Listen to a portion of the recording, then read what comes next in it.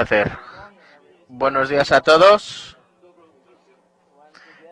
Otra vez quiero agradecer mi gratitud al pastor John y a la staff por su invitación tan amable que han tenido para conmigo y para poner una conferencia como esta tan importante y montar una conferencia tan masiva como esta.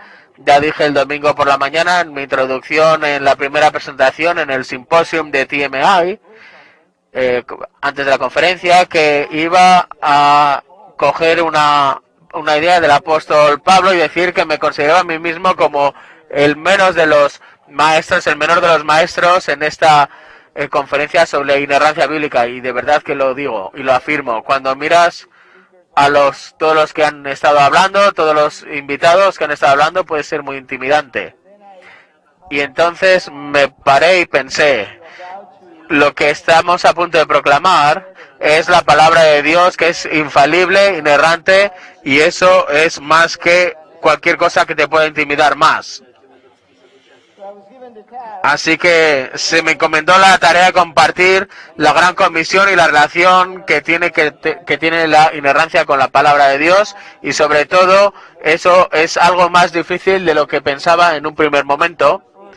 Lo que hice fue, hablé ya con el doctor David Seal, el jefe de misiones, y le pregunté a ver si había alguna cosa que podía buscar, algún trabajo que podía consultar, y me dijo que no, que lo tenía que escribir yo solo por mí mismo. Entonces llamé al doctor Robert Plummer, quien era el que supervisó mi tesis doctoral. Él había sido un misionero sobre el Nuevo Testamento, profesor del Nuevo Testamento, y me dijo no pude encontrar nada tampoco. Así que tengo una cosa más. Llamé a Rich Gregory y le pregunté al asistente del doctor MacArthur y me dio la misma respuesta. Entonces dije, bueno, entonces esto no es algo que da mucha esperanza, pero es verdad. Así que, y como la Biblia habla de la verdad, aquí tengo la verdad. Así que con eso en mente vamos a parar y orar.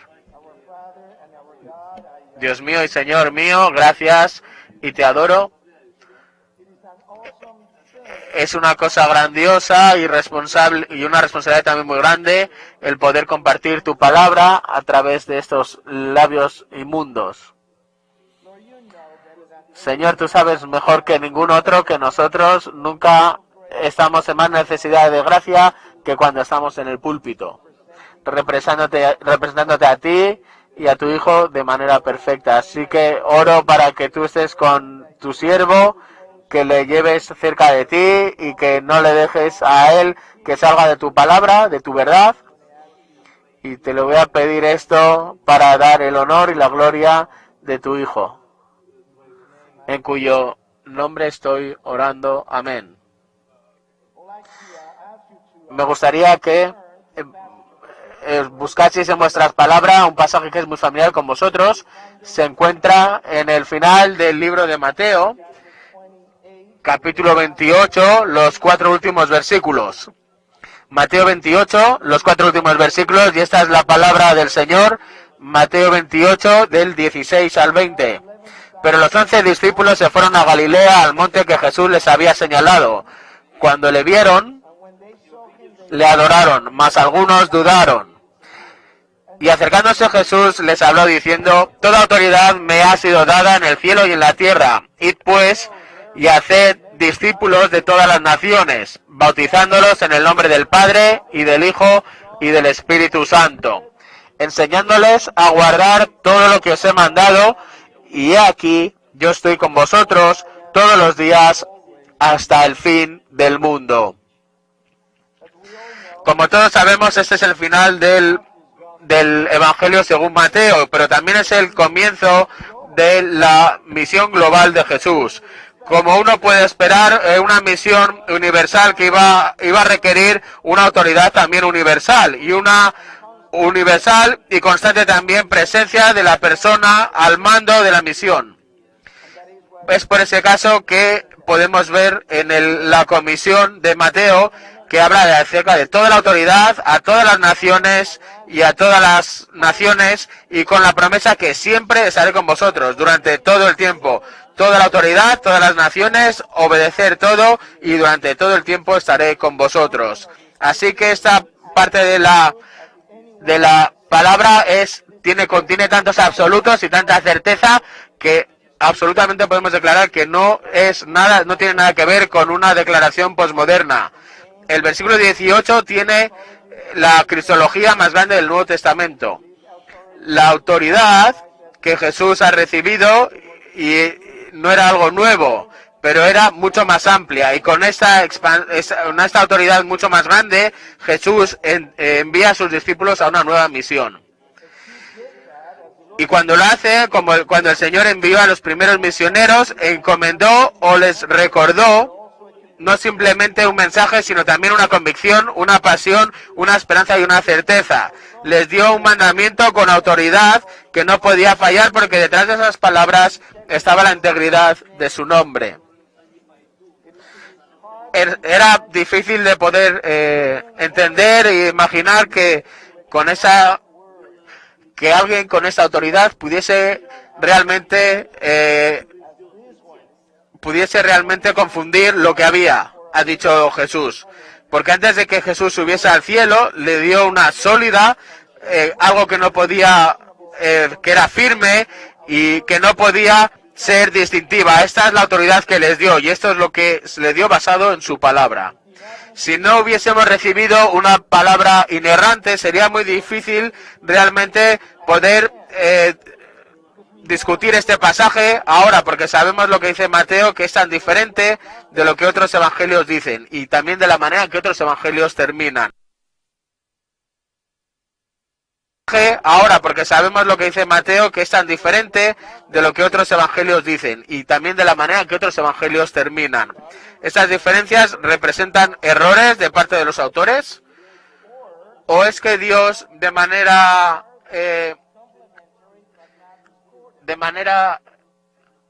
lo que hizo fue les dio una revelación que era complementaria? Pues estas cosas no ocurren así, sino que es lo mismo que ocurre en el resto de los mensajes del Evangelio, sino también en el texto que tenemos hoy delante de la Gran Comisión en el Nuevo Testamento. Así que nosotros podemos afirmar la inerrancia de la palabra, del mensaje original que nosotros hemos recibido, y podemos tener también seguridad en lo que dice el Evangelio, porque si no hubiese esa inerrancia no podríamos repetir lo que le dijo a los Corintios en el capítulo 15, primera carta a Corintios, capítulo 15, versículos del 1 al 3. Ahora os hago saber, hermanos, el evangelio que prediqué, el cual también recibisteis, en el cual también estáis firmes, por el cual también sois salvos, si retenéis la palabra que os prediqué, a no ser que hayáis creído en vano. Porque, versículo 3, yo os entregué en primer lugar lo mismo que recibí, que Cristo murió por nuestros pecados conforme a las Escrituras. Lo que también yo he recibido, nosotros pasamos a otros, lo mismo que así que estamos a punto de dar esto a otras generaciones, conociendo y sabiendo que es una palabra que puede ser creída y convencida. Así que, para que veáis la importancia vital que tiene esto y que tiene esta inerrancia, voy a dividir mi texto de Mateo en 4 partes para las frases. Id pues por todo el mundo, haciendo discípulos, enseñándoles a guardar todo lo que os he mandado. Así que vamos a ver la primera parte. Id pues. Jesús ha enviado a sus 11 discípulos y a sus seguidores a una misión. Es una misión mundial, donde van a encontrarse todo tipo de oposiciones, obstáculos y también incertidumbres. Y esta es la razón principal por la que Jesús es tan enfático cuando les dice que toda autoridad me ha sido dada a mí. Les estaba encomendado a sus evangelistas en la base de una autoridad que él tenía delegada. Cristo estaba delegando su autoridad para ellos, para estos 11 discípulos, y en algún grado también lo estaba haciendo algún nivel de esta autoridad para todos y cada uno de los que iban a estar envueltos en llevar el Evangelio hacia adelante. Pero esa autoridad estaba delegada en su palabra, estaba investida en su palabra. Así que las personas ya sabían que esta certidumbre que tenían y esta confianza que podían tener, la tenían también esta certidumbre en el mensaje que tenían que dar.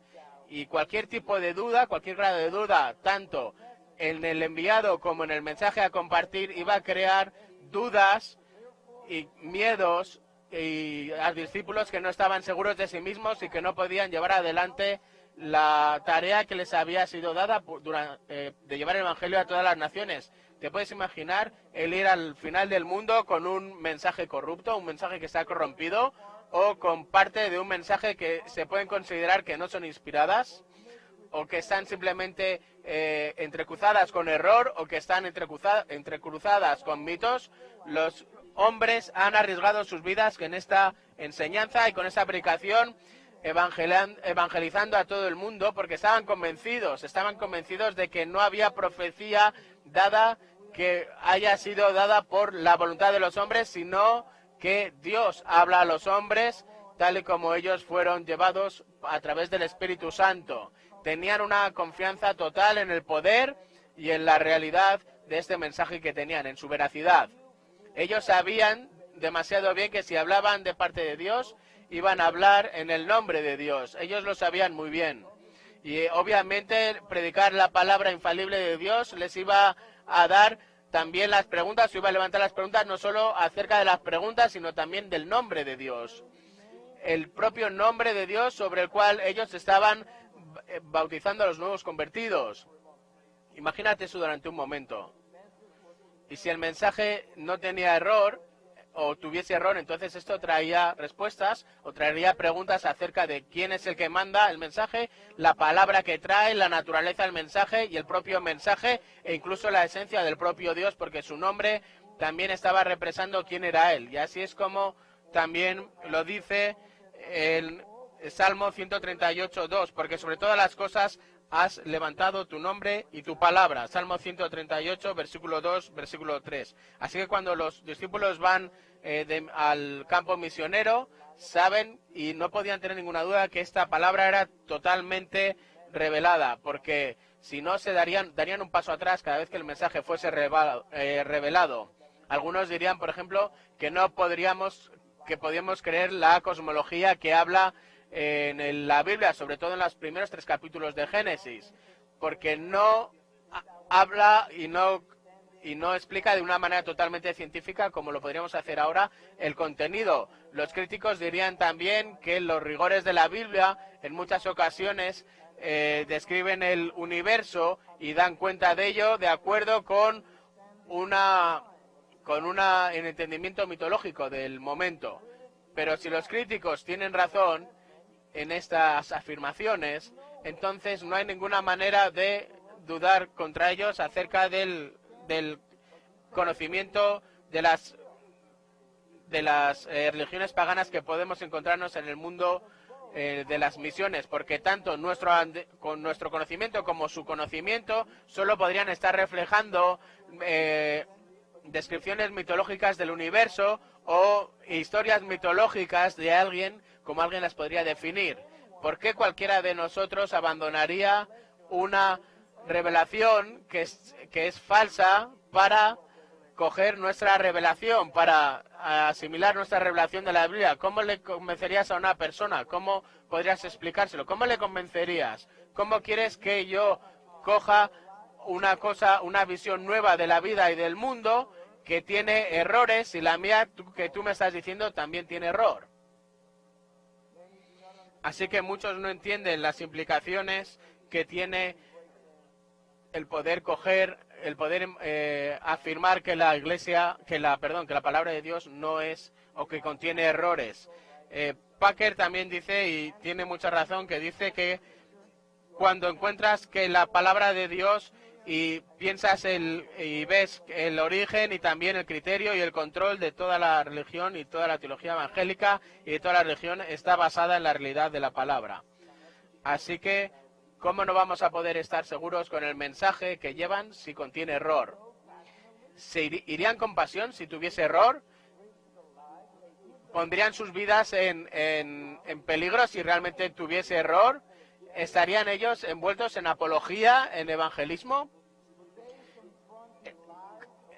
¿Serían ellos capaces de enfrentar las mentiras de las nuevas culturas a las que se encuentran?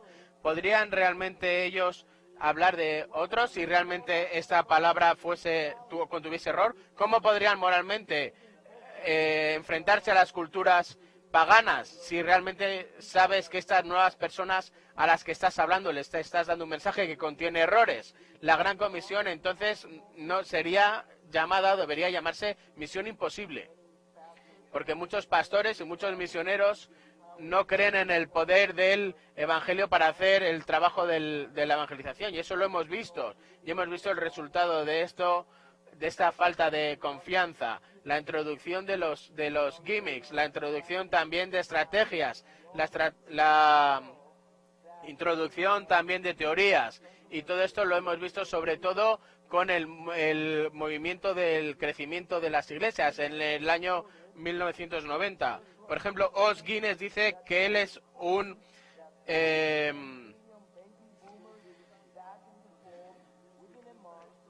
un consultor del crecimiento de la iglesia, y decía que hay 5 a 10 millones de los baby boomers que deberían crecer dentro de las iglesias. Uno, si llega el mensaje a ellos como si fuese un anuncio, y en segundo, dejando fuera los beneficios, y en tercero, ser majos o ser educados con estas personas. ¿Cómo les tienes que leer la Biblia a ellos? Porque al final de lo que hemos visto, estamos inundados con todos aquellos que intentan ser amables para ganar gente a la iglesia, como una manera de también optimizar nuestro evangelismo. Y este evangelio, que era muy popular, que iba mucho más allá de las fronteras norteamericanas, y dice que cualquiera de estos gurús, por ejemplo Peter Wagner, que es profesor de crecimiento de la iglesia en el seminario Fuller, estaba en el centro de la controversia. Y esta misma institución que dijo y que comenzó a afirmar que la Biblia contenía errores, y finalmente cambiaron su doctrina en 1971 para afirmar que la Biblia no es inerrante. También uno pierde confianza en la palabra, y también es algo que suele suceder y que suele impactar en nuestra manera de evangelizar y de hacer que la iglesia crezca. Cuando el centro y los centros y los objetivos no creen que realmente la iglesia que la palabra es inerrante. Entonces la iglesia lo que hace es dudar del poder del evangelio para cambiar vidas. Y como consecuencia lo que hacemos, y lo hemos visto, un interés renovado en las ciencias sociales, como por ejemplo la sociología, que ha sido atractiva para poder entender a las comunidades, para determinar qué tipo de iglesias la gente realmente quiere ir, y entonces para poder construir ese tipo de iglesias posteriormente. La psicología también ha sido el campo de conocimiento preferido para hacer la consejería bíblica. El marketing también ha sido tan utilizado que hay muchos libros escritos sobre cómo poder hacer que nuestro evangelismo sea más efectivo. Todas esas nuevas ideas fueron introducidas y hechas por hombres, fueron dadas por aquellos que tenían buenas intenciones, entre comillas, para llevar adelante la Gran Comisión y para crear y para plantar iglesias. Desafortunadamente, muchas veces las iglesias equivocadas eran las que estaban siendo plantadas. La iglesia que dejó que hubiese otras cosas que pudiesen impactar y ser la fundación de estas iglesias, y ahora están pagando las consecuencias. La modernidad cuestiona la inerrancia de la palabra de Dios, y también cuestiona la suficiencia de la palabra de Dios y del trabajo de Dios, de la obra de Dios. A los discípulos ya les dijo Jesús, a los discípulos también fueron introducidos por Jesús, fueron enseñados por él y les enseñaron lo que tenían que hacer. Les dijeron estas palabras, lo que dice Mateo capítulo 9, versículo 37. Lo que le está diciendo, dice,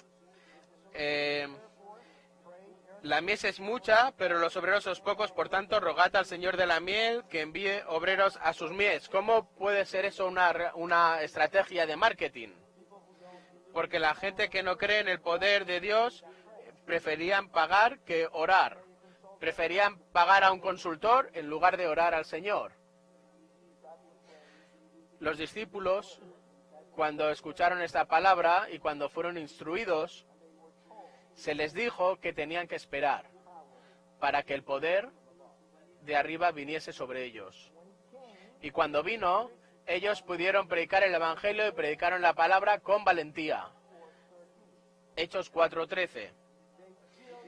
Ellos llenaron Jerusalén con la enseñanza de los apóstoles. Hechos 5:28. Samaria también fue llena con gozo. Hechos 8:8. Y Éfeso también fue puesta patas arriba. Hechos 19, 23 y 24. Todas estas transformaciones tuvieron lugar sin ninguna ayuda de las ciencias sociales, sino que simplemente con la estrategia que estaba dada por Dios. Nada de las ciencias sociales tuvieron nada que ver con esto. La segunda fase o la segunda frase hacia el final del mundo. Algunos han dicho que la inerrancia es una construcción norteamericana. Y la razón por la que han dicho esto es porque se entiende que es un resultado del choque entre el fundamentalismo y también la modernidad. Así que estos dijeron que fuera de este país realmente no necesitamos la inerrancia. Y como podéis ver, yo soy de fuera de este país y que nosotros no necesitamos la inerrancia de la palabra porque nos llevamos bien y entonces podemos llevarnos así bien con nuestra misión. Así que de cualquier forma afirmar estas cosas es ignorar la historia de la Iglesia y todo lo que ha sucedido en el hemisferio sur. Para comenzar, por ejemplo, tenemos saber que la inerrancia, recordar que la inerrancia tiene que ver con la verdad y eso es universal y tiene que ver con Dios, que Él es el fundamento de la verdad. Entonces, si es algo importante en Norteamérica y es verdad, es importante también en Sudamérica. Sería impensable considerar una misión que intentase llegar a todo el mundo con una verdad revelada en el Evangelio que fuese importante en un lugar pero no en los otros. ¿Por qué es importante? Porque la verdad es universal y lo mismo es la gran universión a todas las naciones. Necesitamos pedir cómo es de importante y por qué es tan importante aquí y allí. La inerrancia de la palabra es importante tanto en el hemisferio norte, como algunos han dicho, ¿por qué? O como han dicho, por los ataques sobre la Biblia que estamos escuchando y que hemos estado escuchando. Y también es importante en el otro hemisferio porque hay una proliferación de revelación fuera de la palabra de Dios vista en el hemisferio del sur. Las doctrinas de la inspiración y de la inerrancia, de la suficiencia de la palabra y del canon completo van todos juntos en cualquier lugar del mundo. Estas teorías de la palabra, estas verdades representan una universal, un gancho universal, algo que tiene que estar basado en esto. Si no tenemos esto en nuestros países estaremos perdidos. Es verdad que nosotros no hemos tenido ese choque en el hemisferio sur como ha sucedido en el norte, eso es verdad.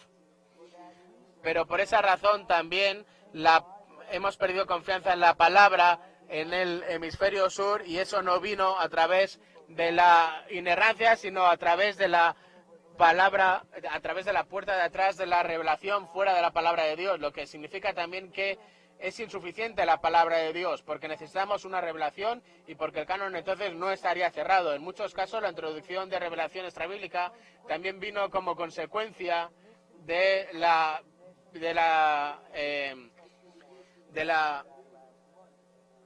creencias animistas que están en nuestras culturas del hemisferio sur. Entonces, esta revelación fuera de la bíblica y la negación de la inerrancia de la palabra es algo muy simple. Todo lo que tiene que ver o todas las cosas que hay fuera de la palabra significa que debería existir un canon abierto y por lo tanto una Biblia que estuviese incompleta y que alguien tendría que completar. Por lo tanto, esta necesidad de completar la Biblia y de corregir la Biblia simplemente sería un paso más. Así que vino, pero vino a través de la puerta de atrás. No vino a través de la puerta de enfrente, como sucedió en Estados Unidos. En el hemisferio sur tenemos nuevos profetas y nuevos apóstoles que están intentando traer nueva revelación y completar la palabra con esto. En el norte, los críticos están intentando corregir la palabra con sus nuevos trabajos. Nuevas doctrinas que vienen en el hemisferio animista en el sur y en el mundo racionalista en el norte con nuevos trabajos. Así que el sur lo hace con los sentimientos, en el norte lo hace también con la razón. Una palabra que no es inerrante, no puede ser suficiente. La suficiencia depende en tanto de la autoridad de aquellos que pretenden corregirla. Puedes ver las implicaciones de abandonar la doctrina de la inerrancia. Un canon que no esté completamente cerrado y que un canon que no estuviese cerrado sería totalmente insuficiente. Pero nosotros tenemos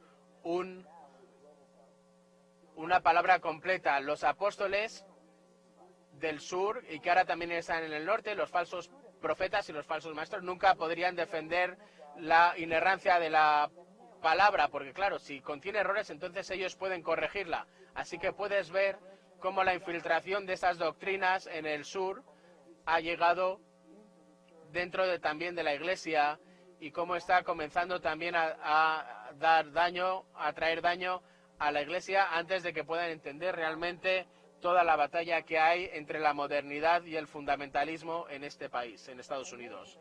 Así que he mencionado anteriormente que en 1990, en medio del movimiento de crecimiento de la palabra y de las ciencias sociales para poder ayudarnos en nuestros movimientos de evangelización, en las misiones también fue algo completamente distinto y todavía sigue siendo distinto. Pero es un fenómeno similar, por otro lado. Estamos siendo, entre comillas, enseñados cómo poder aumentar la eficacia de nuestra evangelización en las misiones, pero no a través de las ciencias sociales, sino a través de batalla espiritual.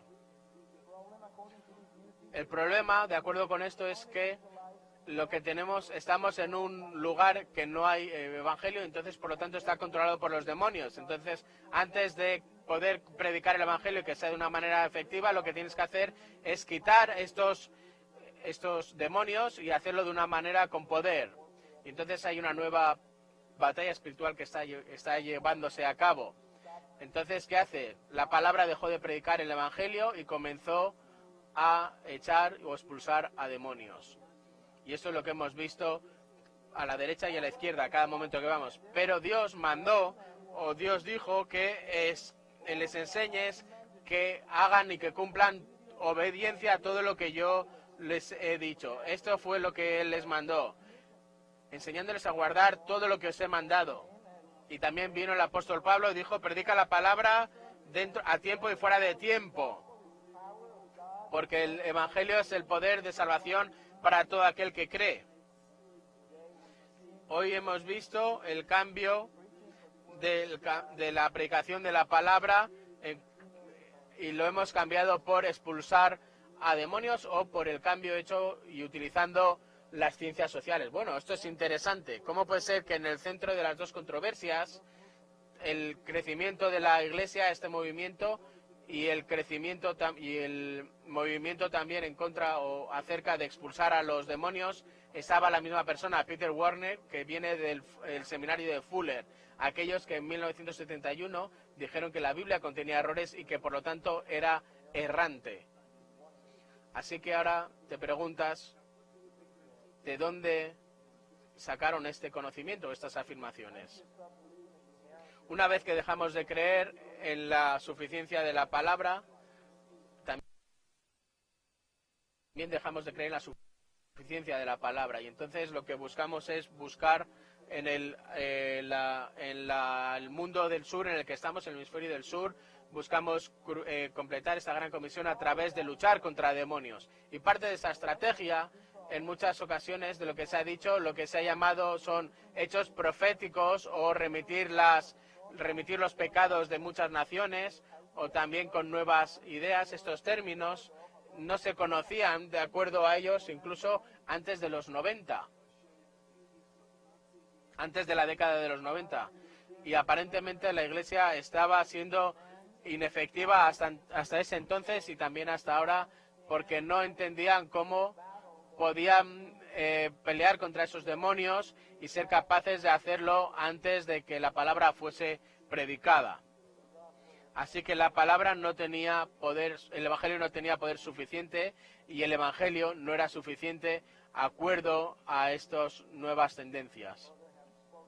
Otros han dicho que tenemos que realmente entrenar a otros a cómo hacer señales y cómo hacer milagros para así darle más poder al Evangelio y a la Gran Comisión a través de lo que ellos llaman evangelismo basado en el poder o en las señales. No sé si todos los que estáis aquí tenéis el mismo entendimiento acerca del don del Espíritu, pero todos podemos comprender que eran o que son dones, de hecho dones que han sido dados para el creyente por el Espíritu de Dios y no habilidades que yo puedo conocer o que puedo aprender en un seminario o en una sesión.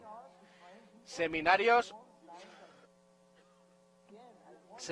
para aprender cómo utilizar el poder. Realmente estamos leyendo de la misma palabra.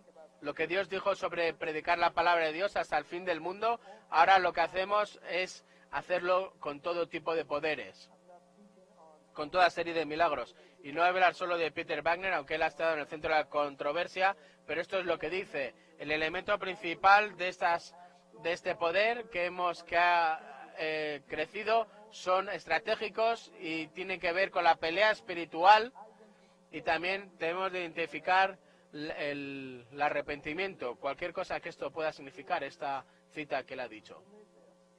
Es aquí donde vivimos. Muchos de esto no es más que el resultado de resistencia contra Dios y sincretismo también contra lo antiguo y lo nuevo del animismo y de la nueva vez, como vemos la vida y al mundo desde el punto de vista cristiano. Tienes este choque en Norteamérica también con el siglo de las luces, pero el siglo de las luces nunca llegó al sur, por lo menos de la manera que aquí lo visteis. Nunca vimos la reforma, ni nunca somos tampoco los hijos del siglo de las luces, y nosotros nunca nos hemos librado del mundo animista. Así que tenemos que recuperar la suficiencia y la confianza en la palabra inerrante de Dios. Las palabras de Timothy Pierce en su libro se han puesto de esta manera y dicen así: la hermenéutica que caracteriza a muchos de estos autores están infiltradas en la Iglesia y son muy peligrosos, porque lo que hace es romper los principales en la confianza, porque cuando como criaturas comenzamos a ver a Dios y su revelación a través de las gafas de la duda y de la suspicacia, entonces es fácil no simplemente cuestionar el contenido del mensaje, sino también la intención del mensaje. Porque la palabra vino de Dios, la palabra ella misma se autentifica por sí misma. No nos sentamos o no estamos basados en el juicio, sino que es de la otra manera. Nosotros no predicamos por encima de la palabra, sino que predicamos desde la palabra, sujetos a la palabra, bajo su autoridad en todo momento, en todo tiempo. Haced discípulos, la tercera frase, haced discípulos. Esta primera frase lo que hace es sumarizar o resumir la gran comisión, simplemente esta frase, haced discípulos. Sabéis que en el original solo hay una palabra para esta frase y que esta palabra es el verbo principal de la frase y que es el único verbo en el imperativo. Los otros verbos van como bautizar y enseñar, son participios subordinados que tienen o que refuerzan el imperativo que hemos visto anteriormente. Así que esta frase, hacer discípulos, realmente es el imperativo principal. Y no es simplemente acerca de evangelizar, sino que el mandamiento era no simplemente compartir la fe, sino hacer hombres y mujeres que están comprometidos al señorío de Cristo. Este es el mandamiento, esto es lo que la palabra discípulo significa. Esos van dentro del campo misionero para hacer discípulos y entonces necesitan seguridad, certidumbre para que estos territorios donde iban a ir es lo que mismo que hizo Jesús. Les dio dos garantías para que tuviesen esta certidumbre. Toda autoridad me ha sido dada al inicio de la gran comisión del texto que hemos visto y al final dice, yo estoy con vosotros todos los días hasta el fin del mundo. Hay dos maneras de terminar y puedes tener certidumbre entre toda la autoridad que yo tengo y que me ha sido dada y también con la palabra, y el segunda es el hecho de que voy a estar con vosotros todos los días hasta el fin del mundo. Así que eso es importante, muy importante. Ahora en el Sermón del Monte, en Mateo capítulo 5, tenemos también una ilustración muy clara de cómo Jesús lo hizo. Capítulo 5, versículo 18, dice así, porque en verdad os digo que hasta que pasen el cielo y la tierra, no se perderá ni una letra más pequeña ni una tilde de la ley, hasta que todo se cumpla. Aquí está otra vez la misma palabra, todo. Toda autoridad, todas las naciones, obedece todo, estaré con vosotros todo el tiempo, en cualquier lugar, hasta que esto se cumpla. En otras palabras, podemos realmente descansar en la integridad de esta palabra hasta que lleguemos al final de los tiempos. Hasta ese entonces Dios ha prometido que la palabra seguirá siendo verdad. Por eso es una palabra eterna. Y Cristo promete que esto se llevará adelante, esta gran comisión. Es similar a lo que dice en Juan capítulo 10, versículos 34 y 35, donde dice, Jesús les dijo, no está escrito en vuestra ley, yo os dije sus dioses, si aquellos quienes vino la palabra de Dios los llamó dioses y la escritura no se puede violar. Y Pablo sigue hablando, la escritura no puede ser violada, no es violada y no será violada. Y esto es algo vital para los misioneros también. Piensa durante un momento. Si estás en el pastorado, en el campo misionero, tienes las promesas seguras a las cuales te puedes anclar y hacer discípulos bajo esta misma realidad. Pero en cuanto admites la posibilidad de una palabra que contenga errores, entonces ninguna profecía podría ser llevada a cabo porque no sabes si esta profecía estaba antes o después, contiene errores o no contiene errores de alguna manera o de otra. Por este motivo, la escatología tendría que ser fundada en un fundamento que no es estable. ¿Esto podría llevar a ser? No, esperemos que no. Esto es lo que dijo Dios, entonces no sabemos si es verdad o no es verdad, pero lo que dice la palabra es que no pasará ni una jota ni una tilde hasta que todo esto se cumpla. No podríamos tener conferencias, porque claro, por lo menos en el sur estamos muy implicados en la escatología, porque en cuanto estamos en el presente, debido a la influencia del animista, siempre queremos saber lo que va a suceder en el futuro. Entonces, ¿qué les decimos si no estamos seguros acerca del mensaje que hemos recibido? Si realmente la palabra de Dios contiene errores. ¿Cuál es la calidad de los errores que vamos a tener? ¿Cómo podemos hacer discípulos? ¿Cuál es la calidad de los discípulos que hacemos? Porque esta calidad depende en lo que los discípulos reciben de esta palabra y de cómo creen en ella. Y mira lo que dice Pablo a los tesalonicenses en su primera carta en el 1:7. Vosotros habéis sido un ejemplo a todos los creyentes en Macedonia y en Acaya. Ahora, ¿cómo puede esa iglesia haber sido establecida con un fundamento tan sólido? Cuando Pablo quizás solo estuvo unos meses, ¿cómo pueden ellos haber crecido tanto en un tiempo tan corto en su madurez? Pues mira lo que él les dijo en el siguiente capítulo, versículo 13. Capítulo 2, versículo 13. Nosotros también damos gracias a Dios por eso, que cuando recibisteis la palabra de Dios, que vosotros escuchasteis de nosotros, la aceptasteis no como la palabra de hombre, sino como la palabra que realmente es, la palabra de Dios, que es la palabra que trabaja en vosotros los creyentes. Es un gran testimonio y entonces les dice ¿por qué? Porque habéis recibido la palabra por lo que realmente es, la palabra de Dios, no la palabra de hombres. Y esto es como tiene que suceder también en el campo de las misiones. La forma en la que la palabra es presentada determinará también la calidad de los discípulos que veamos.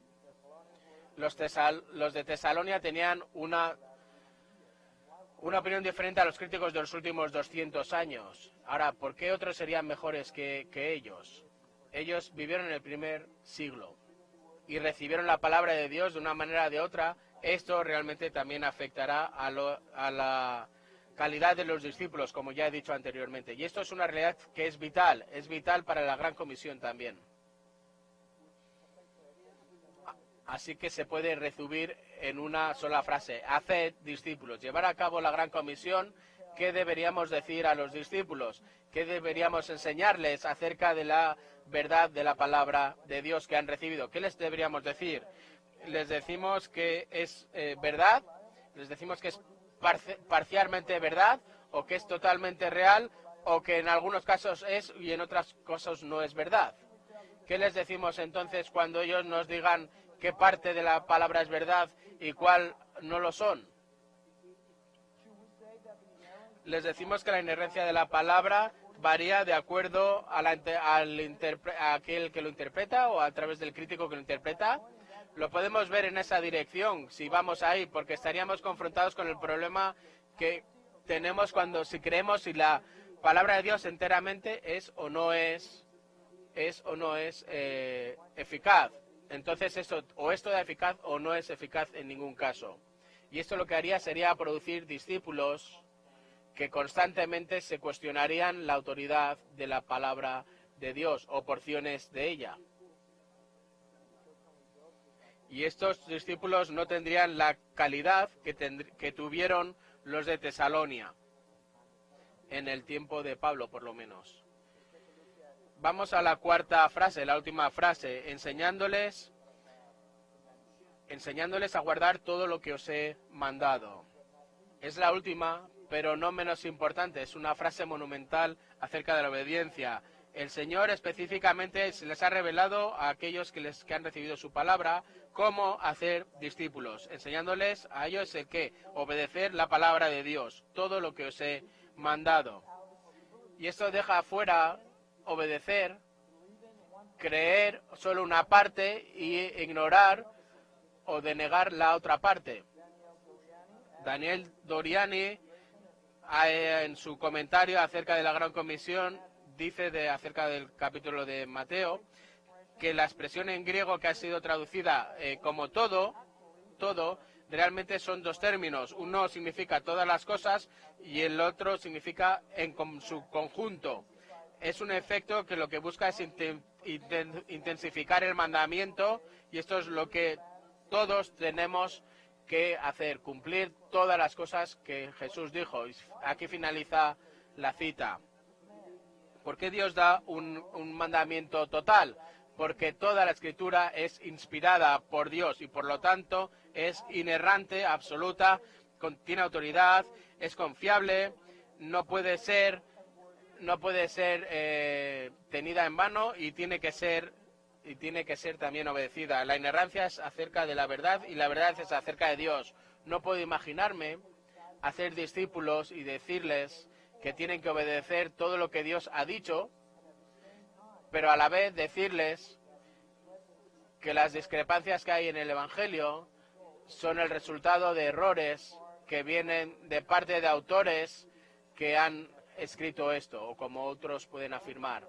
Una vez que aceptas la capacidad, la posibilidad de mitos o de errores, la Gran Comisión del texto puede ser entonces realmente puede ser sospechoso. Si alguien es un creyente en la Gran Comisión y en todo lo que hay y todo lo que viene en el Evangelio, entonces las personas lo que necesitan es realmente una visión alta de las Escrituras. Como lo dijo Van Hoover, dijo así: una alta visión de la palabra, de la autoridad de la palabra, afirma que toda ella es realmente confiable y que es necesaria para preservar la integridad del Evangelio, y que los términos que está utilizando son ejemplos de infalibilidad que han sido utilizados para capturar esta noción que tiene que ver a lo largo de todo el tiempo. Así que la inerrancia es algo claro en toda la sustancia, tanto en la unión como en la comunión con Cristo, y está conectada con la proclamación del Evangelio. Específicamente es una salida que afirma la suficiencia total y la veracidad total de las Escrituras. Fin de la cita. Porque el mandamiento nos dice que debemos de obedecer todo lo que nos ha mandado. Dios nos ha mandado que Dios no nos podría mandar que obedeciésemos errores o mitos o cosas de este tipo. Como dije el lunes, si el Dios nos dio una palabra, si el Dios nos diese una palabra falsa, entonces tendríamos una teología falsa también. Porque con una revelación que fuese falsa, estaría en contra del Dios que vemos en las Escrituras. Un texto sin error no puede entonces demandar, un texto que contiene error no puede demandar total obediencia. Algunos pueden decir que obedecer todo simplemente se refiere o se puede referir a las palabras de Jesús. Pero ya sabes, tú lo has visto y lo has escuchado y lo has leído, que Dios trató el Antiguo Testamento tan autoritativo, como vimos también ayer con la conferencia de R.C. Sproul. Cristo mismo trató el Antiguo Testamento como autoritativo. Entonces este no es el caso. Y después de Cristo vino Pablo, y Pablo también habló acerca del hecho de que nosotros deberíamos estar predicando todo el consejo de Dios. Si la palabra realmente está llena de errores y no es inerrante, entonces esa misma palabra de todo el consejo de Dios de Pablo a nosotros, que enseñemos todo el consejo de Dios, tendría que haber sido también cuestionada, porque hay cosas, Pablo, que no podría enseñar de acuerdo con lo que entendemos ahora, si es que realmente seguimos lo que dicen los críticos.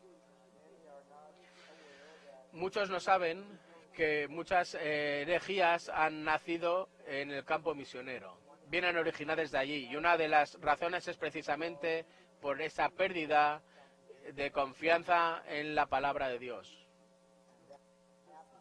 Y eso sucede muy frecuentemente cuando pierdes la confianza en la inerrancia de la palabra.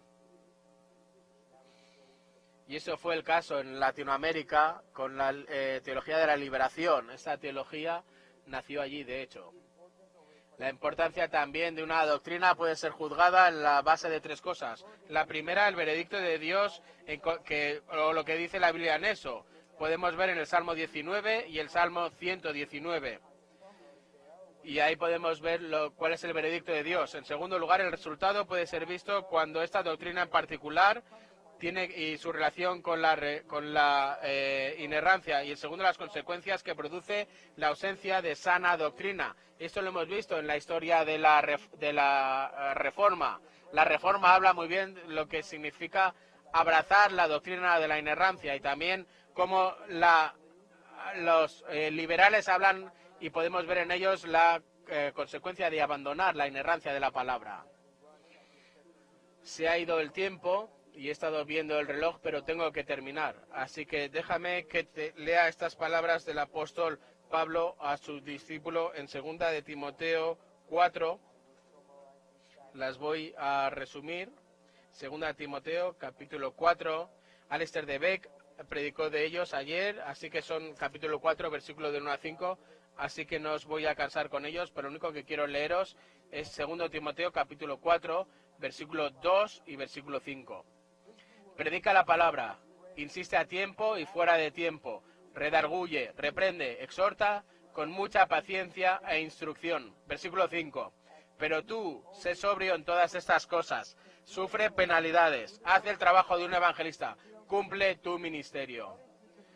Mirad la conexión que hay entre el encargo, hace el trabajo de un evangelista y cumple con tu ministerio, que aparece en el versículo 5, y también el encargo de predicar la palabra, que aparece en el versículo 2. Esto es cómo nosotros llevamos adelante la Gran Comisión y cumplimos con la Gran Comisión, predicando su palabra que es inerrante. Y esto es la manera en la que Dios lo hizo en el Evangelio, y esa es la manera que también vemos en el libro de Hechos, como lo hicieron los apóstoles, y esta es la manera en la que la Iglesia también lo ha hecho en los últimos 2000 años. Así que no comprometamos con esta ambivalencia, sino que realmente estemos juntos por la palabra de Dios y por la gloria también del nombre de Dios. Vamos a ello. Predica la palabra inerrante que hay a un mundo que está en tinieblas. No tengas miedo, porque toda la autoridad ha sido dada a Cristo y Él ha prometido estar con nosotros siempre hasta el final de este tiempo. Así que hacedlo, predica la palabra, predica el Evangelio, confía en Él, confía en su poder. En Él tenemos sus promesas y el Evangelio que tenemos es poder. Padre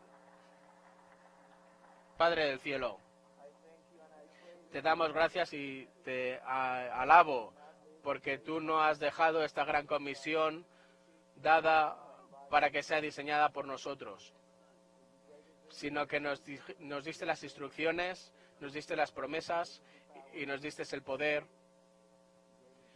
y nos diste tu palabra y nos diste tu presencia. ¿Qué más necesitamos? ¿Qué más podemos pedir? Perdónanos por dar a tu iglesia algo que de nuestra mente, cuando tú realmente lo habías planeado todo y nos lo habías dado ya de antemano. En el precioso nombre de Cristo oramos. Amén.